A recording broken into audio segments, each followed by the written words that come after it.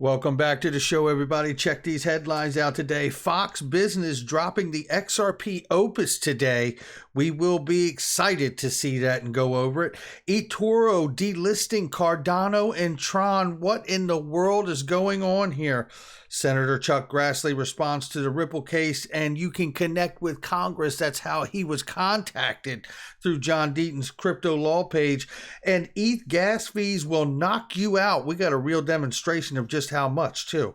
Hester Purse interview may reveal the secret weapon for the SEC. Don't believe it. I think it's still true. The Federal Reserve is to address the ambiguities plaguing digital assets. We're getting closer, ladies and gentlemen, because guess what? Brian Brooks and all of his issuances to the federal banks have just been given a green light, and we got the evidence to prove it. So let's roll that beautiful intro. This is Digital Perspectives with Brad Kimes.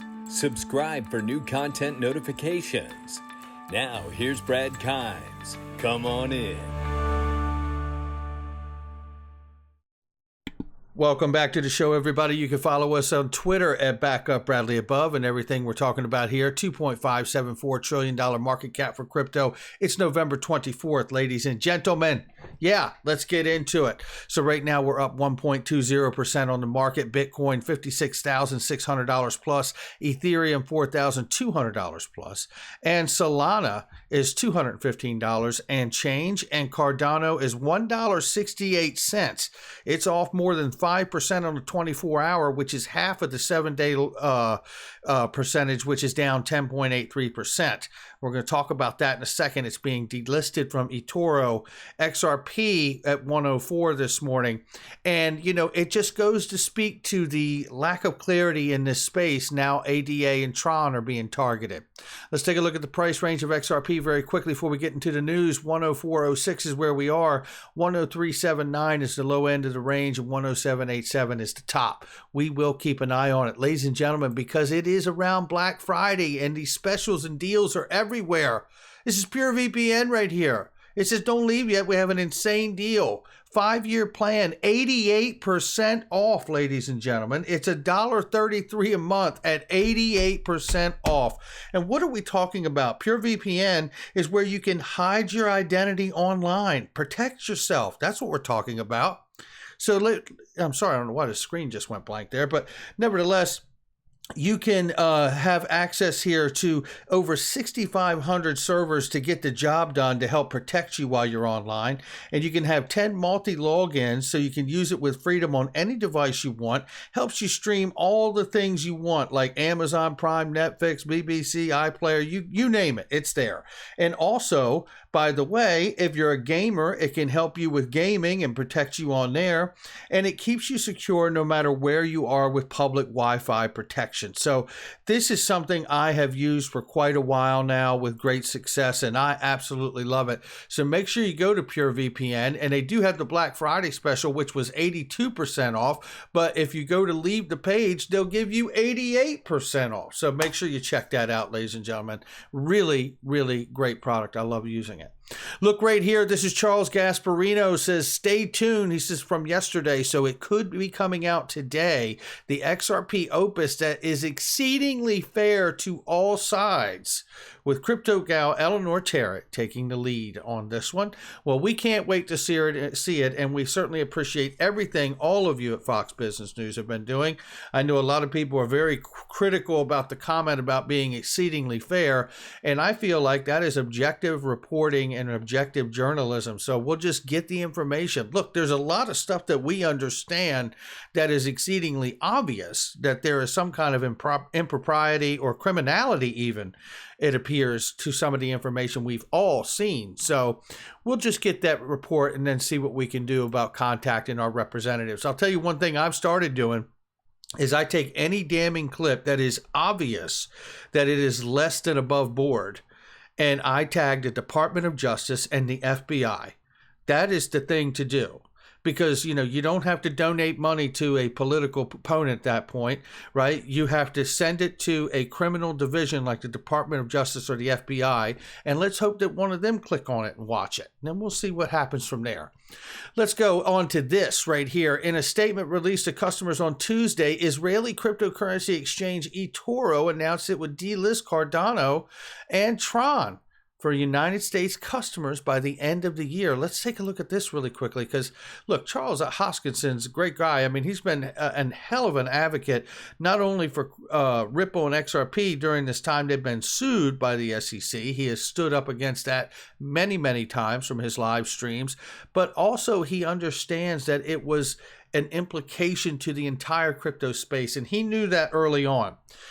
It looks like they're being targeted here even further. So it says, after December 31st, U.S. users will no longer be able to open a new position in the tokens, nor stake ADA or Tron. In addition, wallets will be effectively in withdrawal-only mode until first quarter of 2022. When selling, it will also become limited. In making the decision, eToro cited regulatory concerns surrounding both assets.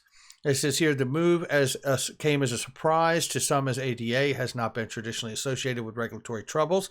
In context, tokens like Ripple XRP, whose creators are currently engaged in ongoing lawsuits, as we all know, as well as Monero, which is a privacy coin that some fear is easily abused for illicit purposes, and are facing the brunt regulatory scrutiny in the cryptocurrency industry. ADA experienced a rapid price increase this year and currently ranks among the top 10 cryptocurrencies market cap.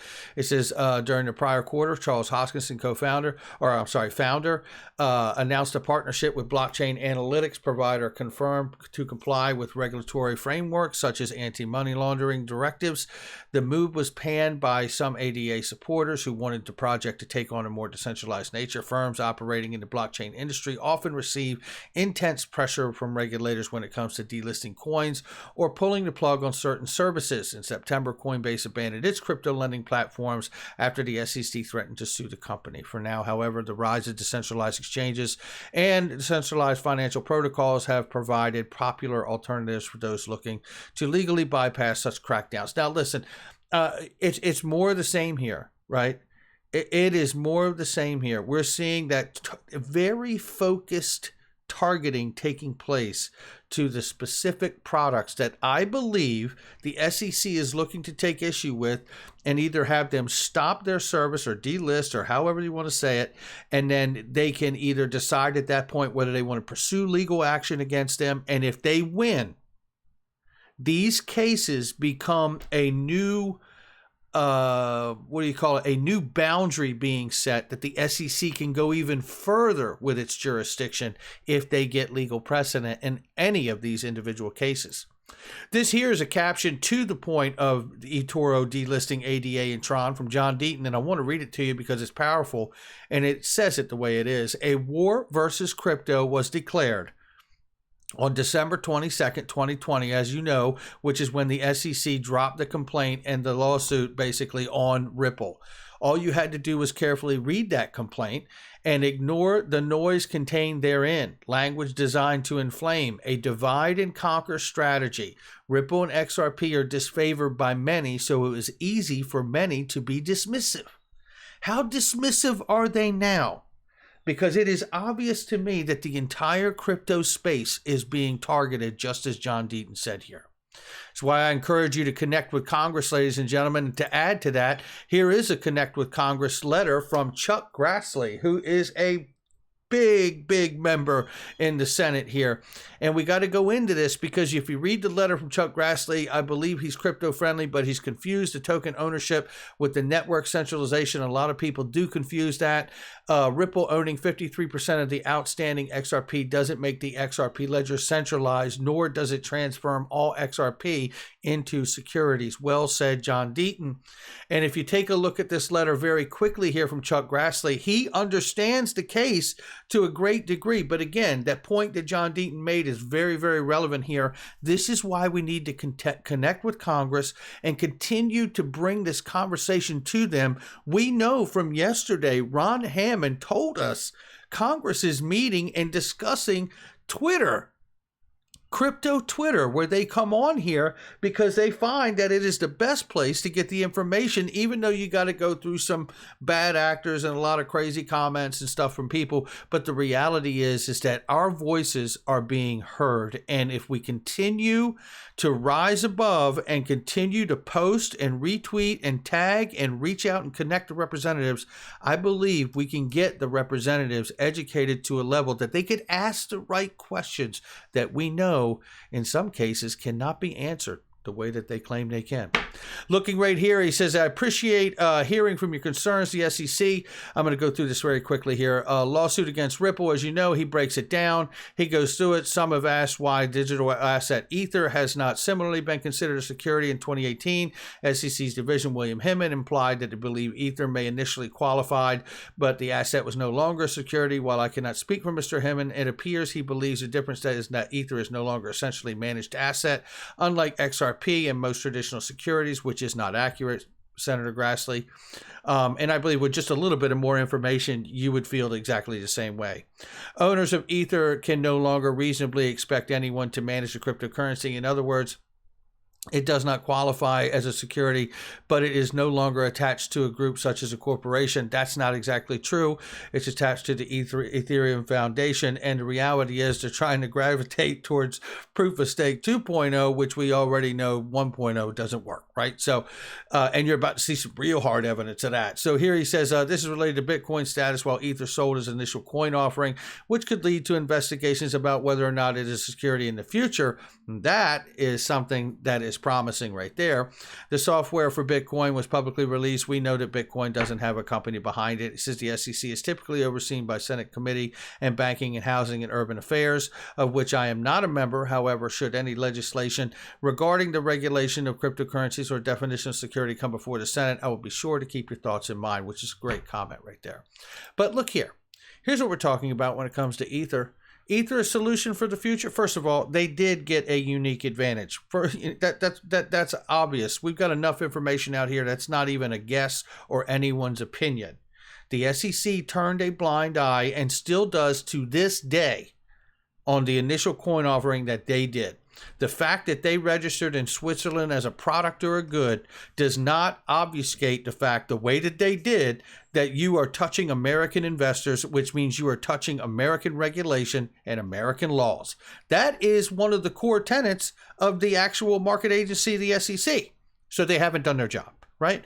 But here's the thing.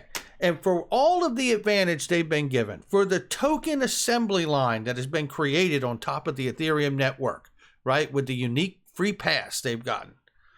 Look at the fees. Yo, look at this crap right here. Who the hell is going to pay a $312 gas fee? Man, ooh-wee. It's going to be some crap going down, y'all. That don't make no damn sense. And it doesn't make any damn sense. Bit for bit has nailed it right here. He's dead on the mark. And I tell you, this is not a solution for the future. So you have to ask yourself, if you understand that that right there is all the evidence you need to understand that that network has been given a unique advantage, which is not a solution for the future, by the way. You tell me what the hell went on and why it's in the position it's in now with the free pass that it's got. And here's more information that could reveal, I believe, the secret weapon from the SEC. I want you to listen very closely right here to this interview clip and check it out. Hester Peirce. For that reason, I do just want to bring up XRP. I know, of course, you can't speak about it directly, but it might be classed as a security. So it would be helpful for the audience to understand, how are you looking at something and how are you classing whether it's a security? We'll start there. How would you decide whether something is a security? And certainly don't want to speak specifically to any particular crypto asset. But what I'll say is that our definition in the U.S. of security is a broad one. There's some other countries that have very precise definitions, but ours is intentionally broad. And the idea is we don't want to capture just things that, stock or bonds that you would know are securities, but we want to capture things that someone might call something different, but is nevertheless the same idea. And so in the crypto world, the one that's gotten the piece of the definition that's gotten a lot of attention is investment contract. And an investment contract was defined by something called the Howey test, which comes from a Supreme Court case about orange groves, which now a lot of people in the crypto world know. And the idea is, if you give me money and I tell you I'm going to build something, all you need to do is give me your money. You're going to get an investment return on your money. Just sit back, I'll do the work. And then that looks a lot like a securities offering, right? And so we're going to treat that as a securities offering. We're going to regulate that. And so that's kind of how we look at it through that lens. Now, there are other pieces of the definition of security, like what's a note, that may come. Oh, what's a note? She's talking just like Gary Gensler. Lens. Now, there are other pieces of the definition of security, like what's a note. What's a note? This, I believe, is the secret weapon that the SEC plans to employ. Now, that doesn't necessarily mean they will be a security neither.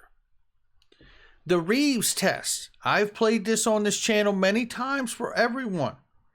Gary Gensler always says it's the Howey test and this, that, and the other, and expectation of profits. There's also when something is a note, known as the Reeves Test from Thurgood Marshall a few decades ago.